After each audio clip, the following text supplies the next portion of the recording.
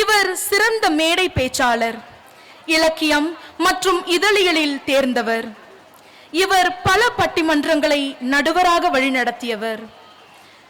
இவர் 18க்கு மேற்பட்ட ஆராய்ச்சி மாணவர்களை வழிநடத்திய பெருமைக்கு உரியவர். 26 ஆண்டுகளாக நமது தாய்மொழியான பைந்தமிழை மாணவர்களுக்கு பயிற்றுவித்து வழிநடத்தி வருபவர். பல ஆராய்ச்சி கருத்தரங்குகளை வழிநடத்தி வருகிறார். உங்களை வரவேற்பதில் மிக்க மகிழ்ச்சி அடைகிறோம். உங்கள் பொன்னான வார்த்தைகளை கேட்பதற்காக நாங்கள் காத்து கொண்டு இருக்கிறோம். முனைவர் திருமதி நந்தினி அவர்களை எமது பள்ளியின் 2ஆம் ஆண்டு விழாவுக்கு வருக வருக என வரவேற்கிறோம். எண்ணிய முடிதல் வேண்டும், நல்லவே எண்ணல் வேண்டும், திண்ணிய நெஞ்சம் வேண்டும், தெளிந்த நல்ல அறிவு வேண்டும், பண்ணிய பாவம் எல்லாம் பரிதி முன் பணியை போல நன்னிய நின்முன் இங்கு நசிந்திடல் வேண்டுமன்னா என்று எல்லாம் அல்ல இறைவனை வணங்கி இந்த வித்விதா பள்ளியின் தாளர் மற்றும் அதற்காக பாடுபட்டு கொண்டிருக்கின்ற எனது அருமை சகோதரர் சித்தார்த் அவர்கள், அவருடைய தம்பி மற்றும் அந்த குடும்பத்தினர் அனைவரையும் நான் நன்கு அறிவேன். இது அவர்களுடைய உழைப்பிற்கான 2வது அறுவடை செய்திருக்கிறார்கள். ஏனென்றால் நம்மளுடைய திறமையை நம்பிக்கை என்ற நிலத்தில் ஊன்றி அதில் திறமை என்ற நீரினை பாய்ச்சி உரமாகிய திட்டமிடுதலை ஊட்டி இன்று அறுவடை செய்து கொண்டிருக்கிறார்கள் 2வது முறையாக. எனக்கு மிகுந்த மகிழ்ச்சி என்னவென்றால், இன்று என்னுடைய பள்ளி தோழரை நான் சந்தித்திருக்கிறேன். நமது டிஓ ஆபீசர் சந்திரகுமார் அவர்கள் என்னுடன் படித்தவர்.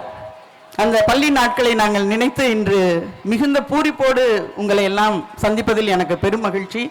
இந்த வாய்ப்பினை ஏற்படுத்தி கொடுத்த வித்விதா பள்ளி நிர்வாகத்திற்கு என்னுடைய மனமார்ந்த நன்றியையும் பாராட்டுகளையும் தெரிவித்துக் கொள்கின்றேன். பெற்றோர்களாகிய உங்களுடைய துணை இல்லாமல் இந்த பள்ளியானது வளர்ச்சி அடைய முடியாது. இன்று நாம் எதற்காக வந்திருக்கிறோம் என்றால், 26 வருடங்கள் கழித்துதான் நான் இந்த சிறு குழந்தைகளுக்கு பட்டம் வழங்குவதற்கான தகுதி கிடைத்திருக்கிறது. அப்படி என்றால் நாம் இன்னும் எவ்வளவு முன்னேற வேண்டும், எவ்வளவெல்லாம் நம்மளை தகுதிப்படுத்திக் கொள்ள வேண்டும் என்ற செய்தியெல்லாம் நான் இன்று யோசித்துக் கொண்டே இருக்கின்றேன். ஏனென்றால் சித்திரமும் கைப்பழக்கம், செந்தமிழும் நாப்பழக்கம், வைத்ததொரு கல்வி மனப்பழக்கம், நித்தம் நடையும் நடைப்பழக்கம், நட்பு, தயை, கொடை, இம்மூன்றும் பிறவி குணம். இந்த 3ஐயும் நம் குழந்தைகளுக்கு சொல்லிக் கொடுத்து விட்டால் அவர்கள் மிகச்சிறந்த ஒரு குடிமகன்களாக நமது நாட்டின் எதிர்கால மன்னவர்களாக வருவதற்கான வாய்ப்பு அனைத்தும் இருக்கின்றது. நான் ஒவ்வொரு குழந்தையும் பார்க்கும் பொழுது இந்த விளையும் பயிர் முளையிலேயே தெரியும் என்பார்கள். அவர்களுடைய அந்த உற்சாகம், ஆசிரியர் சொல்லி கொடுத்தது போலேயே தேங்க்யூன்னு சொல்றது, எங்கள் மாணவியர்கிட்ட கூட நாங்கள் சொல்லுவோம். எல்லா நிகழ்ச்சியிலும் பட்டம் பெறும் நிகழ்ச்சியாகட்டும், பரிசு பெறும் நிகழ்ச்சியாகட்டும், சிறப்பு விருந்தினருக்கு வணக்கம் சொல்லுங்க, நன்றி சொல்லுங்க, எவ்வளவு முறை எடுத்து சொல்லியும் செய்ய மாட்டாங்க. ஆனால் இன்னைக்கு வந்த 67 குழந்தைகளும் தேங்க்யூன்னு சொல்லிட்டு போனாங்க. அது எனக்கு மிகுந்த மன நெகிழ்ச்சியை ஏற்படுத்துகிறது. இப்படியாப்பட்ட குழந்தைகள் வளர்ந்த பிறகு ஏன் தடுமாறி போகிறார்கள், யார் காரணம், ஏன் இந்த சூழல் என்றெல்லாம் நாம் யோசித்து பார்க்கும் பொழுது, நம்ம முன்னாடி பார்த்துருக்கோம், கல்யாணத்தப்பெல்லாம் வாராயன் தோழி வாராயோ தான் இன்னைக்கு வரைக்கும் பாட்டு போட்டுட்டு கல்யாணம் பண்ணுவாங்க. ஆனால் இப்போ எல்லாம் மம்மட்டியான் பாட்டை போட்டு பொண்ணே ஆடிட்டு வருது. முதல்லலாம் பெண்களுடைய தோழி அவங்கள வெக்கப்படுவாங்க, அழைச்சிட்டு வருவாங்க. இப்போ பார்த்தா பெண்ணுக்கு வெக்கம் இல்லாமல் ஆடிட்டு வராங்க. அதை அனைவரும் பார்த்து ரசித்து கொண்டு இருக்கிறோம். நம்மளுடைய கலாச்சாரம் எங்கு போய் கொண்டு இருக்கிறது என்பது நமக்கு தெரியவில்லை. அதுவும் மம்மட்டியான் பாட்டு போட்டு ஆடி வராங்க. மாப்பிள்ளை பயந்துட்டு ஓரமாக நிற்கிறாரு. அவரையும் ஆட வர சொல்கிறாங்க, ஆட வர மாட்டேங்கிறாரு. ஆண்களை அந்த அளவுக்கு நம்ம பயமுறுத்தி வச்சுருக்கிறோம்.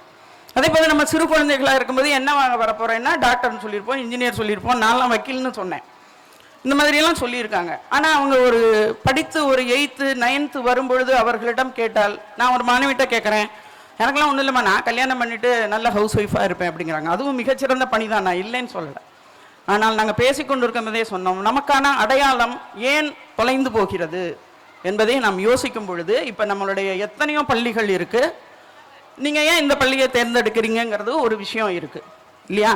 அப்போ பள்ளிக்கூடம் தான் மாணவியர்களை செதுக்குகின்றது. நாங்களே சொல்லுவோம், நாங்கள்லாம் கல்லூரியில் இருக்கின்ற பள்ளியில் இருக்கின்ற பெற்றோர்கள், நீங்கள்லாம் பெற்றோர்கள் எல்லாம் வீட்டில் இருக்கின்ற ஆசிரியர்கள். நம்ம 2 பேரும் சேர்ந்து தான் ஒரு இளைய மாணவ சமுதாயத்தை நாம் உருவாக்க முடியும். இப்போ பார்த்தீங்கன்னா நம்மளுக்கு அத்தனை வேலை வாய்ப்புகள் இருக்கு, ஆனால் நம்மளுடைய இளைஞர்களும் இளைஞர்களுக்கும் வேலை வாய்ப்பு கிடைப்பதில்லை. என்ன காரணம்னா அவங்கக்கிட்ட ஸ்கில் இல்லைங்கிறாங்க. இப்போ நம்ம எல்லாம் முதல்ல நம்ம படிக்கும் போதெல்லாம் நிறைய பேசினோம், கிளாஸில் பேசிட்டே இருந்தோம்னா ரொம்ப டாக்கட்டிவ் வாயாடின்னு சொல்லி நம்மளை சொல்லுவாங்க. ஆனால் இன்று என்ன நிலைமை தெரியுமா, அதை ஸ்கில்லுங்கிறாங்க, கம்யூனிகேஷன் ஸ்கில்லுங்கிறாங்க. அப்போ ஒரு விஷயம் ஒரு காலகட்டத்தில் இருப்பது ஒரு ஒரு 2 ஆண்டுகளுக்குள்ள கூட மாறிக்கொண்டே வருகின்றது. இந்த மாறி வரும் சமூகத்தில் நம்மளுடைய குழந்தையை எப்படி வளர்த்தெடுக்க வேண்டும் என்ற ஒரு முக்கியமான விஷயத்தை நான் உங்கள்கிட்ட சொல்லணும்னு விரும்புகிறேன். நம்மளுடைய குழந்தைகளை நமக்கு இல்லாத அனைத்து திறன்களும் உடனடியாக கிடைக்கணும். ஒரு திரைப்படத்தில் சொன்ன மாதிரி வளரும் போதே பெருசாக முளைக்கணும்னு நினைக்கிறோம். முளைச்சு 3 இலை விடலை அப்படின்னு நம்மளெல்லாம் திட்டிகிட்டு இருந்தாங்க.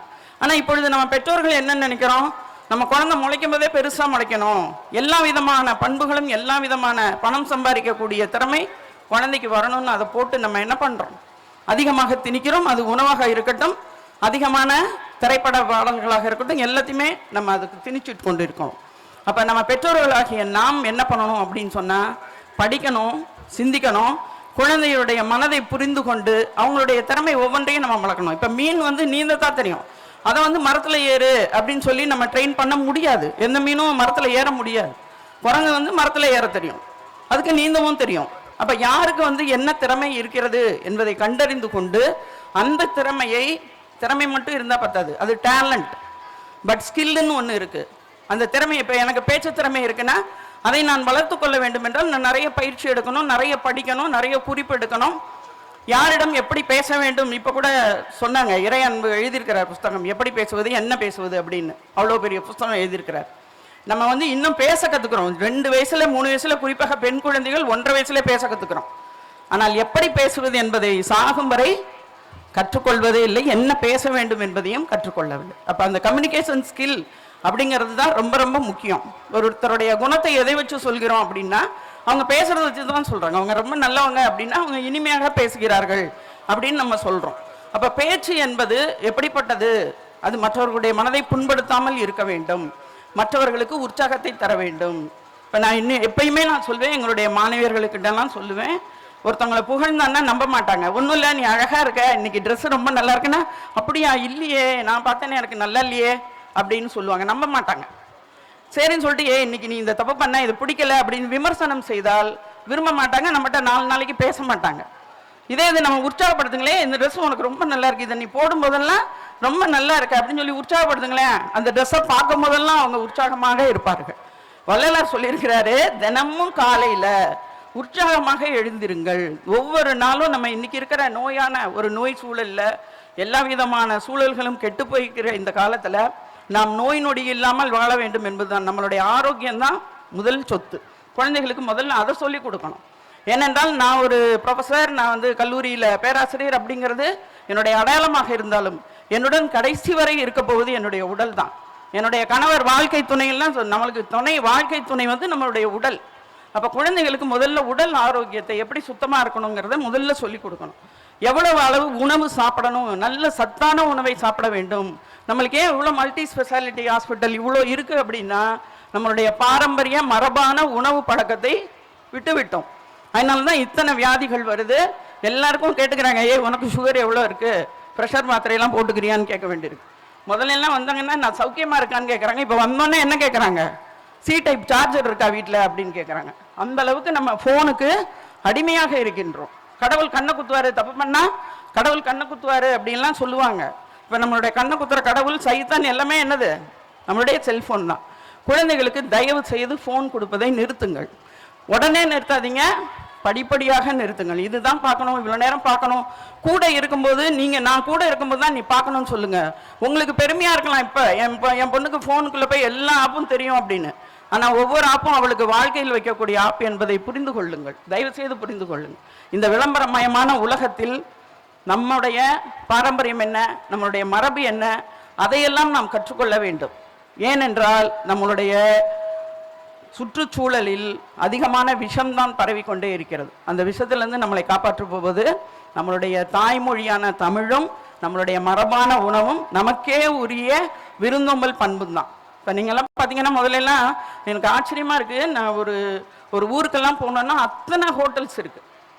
அந்த ஹோட்டலுக்கு விளாக் வேற போடுறாங்க, இந்த உணவு இங்கே கிடைக்குது, இது இங்கே கிடைக்குதுன்னா. அந்த இதில் உணவு சாப்பிட்ற நேரத்தில் பார்த்தீங்கன்னா அதிகமான உணவு சாப்பிட்ற போட்டியும் வைக்கிறாங்க. அவ்வளோ உணவை வந்து வீணாக்குறாங்க. நம்மளுடைய நாட்டில் இரவு தூங்க போகிறதுக்கு 2 லட்சம் பேர் இரவு பட்டினியில் தூங்குகிறார்கள். ஆனால் அவ்வளோ உணவு வேஸ்ட் பண்ணுறோம். அப்போ குழந்தைகளுக்கு உணவை வீணாக்காதே. ஏன்னா ஒவ்வொரு அரிசியும் எப்படி கஷ்டப்பட்டு நம்மக்கிட்ட வருது என்பதையெல்லாம் பெற்றோராகிய உணர்த்த வேண்டும். எல்லா வேலையுமே ஆசிரியர்கள் பார்ப்பாங்கன்னு நம்ம சொல்ல முடியாது. அதே போல் ஆசிரியர்களும் மாணவியர்களை குழந்தைகளை உருவாக்கும் பொழுது தன்னுடைய குழந்தையாக நினைத்து, நான் சொல்லிட்டு இருக்கும்போது கூட சொன்னேன், ஆசிரியர் வகுப்பறைக்குள் நுழையக்கூடாது, ஒவ்வொரு குழந்தையினுடைய மனசுக்குள்ளேயும் நுழையணும். மனசுக்குள்ளே போய் தான் அவங்களுடைய எண்ணம் என்ன, அவங்க இன்னைக்கு என்ன மூடில் இருக்காங்க, என்ன சிந்தனையில் இருக்காங்கன்னு அவங்களை எல்லாரையும் ஒரே மைண்டாக்கி ஒரே சிந்தனை உடையவர்களாக்கி அதுக்கப்புறம் தான் தன்னுடைய பாடத்தை எடுத்து சொல்ல வேண்டும். எப்படியாப்பட்ட அறிவாளியாக இருந்தாலும் 40 நிமிஷத்துக்கு மேலே எந்த செய்தியும் உள்வாங்க முடியாது. அது ஐன்ஸ்டீனாக இருந்தாலும் சரி, அப்துல் கலாம் ஐயாவாக இருந்தாலும் சரி, ஒரு செய்தியை கேட்பதற்கு 40 நிமிஷத்துக்கு மேல் நமது மூளை வேலை செய்யாது. அப்போ குழந்தைகளுக்கு உடல்னா என்ன, உயிர்னா என்ன, உணவுனா என்ன, இந்த அடிப்படை விஷயங்களை நாம் கற்றுக் கொடுக்க வேண்டும். இன்னைக்கு இருக்கிற முக்கியமான சிக்கலுக்கு ஒரே காரணம், நமது தாத்தா பாட்டிகள்லாம் அடிப்படை தேவைகளுக்காக சம்பாதித்தார்கள். நாம் என்ன நம்மளுடைய பெற்றோர்கள் என்ன பண்ணாங்கன்னா, நம்மளுடைய தரமான வாழ்க்கை, ஸ்டாண்டர்டான வாழ்க்கை, நல்ல கல்வி, நல்ல உடை, நல்ல உணவு, அதற்காக பாடுபட்டார்கள். இன்னைக்கு நம்ம என்ன பண்றோம், பிராண்டட் வேணும்னு நினைக்கிறோம். எல்லாத்துலேயும் ஒரு முத்திரையோடு நம்ம வந்து பயன்படுத்தணும்னு நினைக்கும் பொழுதுதான் நம் பண தேவை அதிகரிக்கிறது. வசதி அதிகரிக்க அதிகரிக்க நம்மளது நேரம் என்ன ஆகுது அப்படின்னு சொன்னால் அதற்கான பணம் சம்பாதிக்கிறது போகிறது. நமது குழந்தையினுடைய சின்ன வயதிலேருந்து அதனுடைய வளர்ச்சி, அவங்களுடைய நோக்கம் என்ன, அவர்களை சிறந்த குடிமகன்களாக்குவதற்காக நாம் என்ன செய்ய வேண்டும். நம்ம நினச்சிட்டு இருக்கோம் ஸ்கூலில் கொண்டு விட்டுட்டா அவங்க பார்த்துக்குவாங்க அப்படின்னு. இப்போ எல்லா ஸ்கூல்லையும் என்ன நினைக்கிறாங்க பேரண்ட்ஸ், அந்த பெரிய ஸ்கூலில் நிறைய பணம் கட்டி படிக்க வச்சா என் பிள்ளை டாக்டர் ஆயிரும், இன்ஜினியர் ஆயிரும்னு நினைக்கிறாங்க. அதுவல்ல, நல்ல மனிதராக குழந்தைகள் வளர வேண்டும். அதற்கு அடிப்படையாக நாம் தினமும் நமது தாய்மொழியை கற்றுக் கொடுக்க வேண்டும். நான் தமிழ் பேராசிரியர்ங்கிறதால இதை சொல்லவல்ல, நாம் தமிழர்கள் என்பதால் நான் சொல்கிறேன். நம்மளுடைய மண்ணானுடைய மரபு நமது மொழியில்தான் உள்ளது. மொழியை நேசித்தால் தான் நாம் தாயை நேசிப்போம், தாயை நேசித்தால் தான் நாம் நாட்டை நேசிப்போம், நாட்டை நேசித்தால் தான் நாம் மிகச்சிறந்த ஒரு வல்லரசு நாடாக உருவாகுவோம். அதனால குழந்தைகளுக்கு திருக்குறள் சொல்லிக் கொடுங்க, தினமும் ஒரு திருக்குறள் சொல்லிக் கொடுங்க. அந்த திருக்குறளை அவர்கள் சொல்லுவதை கேட்டு, அதாவது யாழ் குழல் இனிது யாழ் இனிது என்பர் தம் மக்கள் மழலை சொல் கேளாதவர்னு சொல்லியிருக்கிறார். உங்க குழந்தைங்கள் மழலையிலேயே தமிழ் சொல்வதை கேட்டு பாருங்க. இன்னைக்கு தமிழ்ல பேசினா தமிழ்ல சூப்பரா பேசுறீங்கிறாங்க. அது நம்மளுடைய மொழி இல்லையா? நம்மளுடைய மொழி தானே எல்லாத்திற்கும் காரணம். பண்பாட்டினுடைய ஒரு கூறு மொழி. அந்த மொழியை நாம் மறந்ததுனால்தான் இத்தனை தொல்லைகளுக்கும் காரணம். மொழியை நீங்க கரெக்டா பிடிச்சிருக்கீங்கன்னா உங்களுடைய குழந்தைகள் எந்த சூழலிலும் எப்படியாப்பட்ட கஷ்டத்திலையும் வாய்ப்பை தான் தேடுவார்கள், அதை கஷ்டமாக பார்க்க மாட்டார்கள். ஆகவே நான் மீண்டும் கூறுகிறேன், அவர்களுக்கு நம்மளுடைய மரபை, தமிழ் மரபை எடுத்து சொல்லுவோம். அது ஆசிரியர்கள் பெற்றோர்கள் கையில் தான் உள்ளது. நாமும் பெற்றோர்களும் ஆசிரியர்களும் சேர்ந்து கலந்து பேசி எதிர்கால சமுதாயத்தை ஒரு ஆரோக்கியமான சமுதாயமாக உருவாக்க வேண்டும். அதற்காக தான் இந்த மாதிரியான ஒரு ஆண்டு விழாவெல்லாம் நடைமுறைப்படுத்தப்படுகிறது. இந்த ஆண்டு விழாவில் உங்களுடைய குழந்தைகளின் வளர்ச்சியை உங்களைப் போலவே நாங்களும் பெருமிதத்துடன் நினைக்கிறோம். இன்ற பொழுதிலும் பெரிது உவக்கம் தன் மகனை சான்றோன் என கேட்ட தாய். நம்மளுடைய குழந்தை எப்படின்னு சொல்லி சந்தோஷப்படுறாங்களே, இவ்வளோ வருஷம் என் பொண்ணு படித்து இந்த மாதிரி வேலைக்கு போயிருக்கான்னு சந்தோஷப்படுறதுல பெற்றோருக்கு அடுத்து ஆசிரியர்கள் தான் சந்தோஷப்படுவாங்க. எந்த எதிர்பார்ப்பும் இல்லாத ஒரு அன்பு பெற்றோராலும் ஆசிரியராலும் மட்டும்தான் கொடுக்க முடியும். அத்தகைய உங்கள் இருவரையும் இன்று சந்திப்பதற்கு வாய்ப்பெடுத்து கொடுத்த வித்வீதா பள்ளி நிர்வாகத்திற்கு மீண்டும் எனது நன்றியை தெரிவித்துக் கொண்டு உங்களிடமிருந்து விடைபெறுகிறேன். நன்றி, வணக்கம்.